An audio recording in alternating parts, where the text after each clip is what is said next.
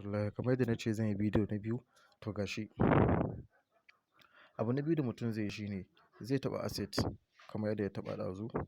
In ya taɓa asset nan wajen trading ɗin kan ga yanzu IS bai yi a fayarin ba saboda ba a fara hada-hada ta ba. Ga ko nan zan gwada akan shi. Misali tunda code ɗina na kan trading in kun diba gashi nan wajen trading nan. Sai ka taɓa nan trade ɗin ga gashi wanga bottom ɗin ga na tsakiya. Da ka taɓa shi haka sai ka ɗan jira ya buɗe. To idan ya buɗe yanzu misali yanzu trading nawa yana kan dodge. Kaga daidai nan wurin ga nan za ka taɓa. In ka taɓa shi sai ka yi searching na IS. Saboda tunda IS na mutum yake so zai yi trading a kai ne misali dan nan zuwa gobe. To za ka taɓa IS zai bayyana. To za ka taɓa shi. Kana taɓa shi to yanzu tunda babu IS ɗin zan gwada akan ko. Gashi nan na rubuta ko.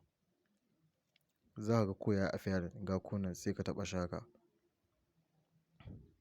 In ka taɓa ko to nan wajen sell ba wajen buy za ka taɓa ba. Nan wajen sell sai ka taɓa sell. Sai ka taɓa wajen sell nan. In ka taɓa wajen sell zai nuna maka haka ja.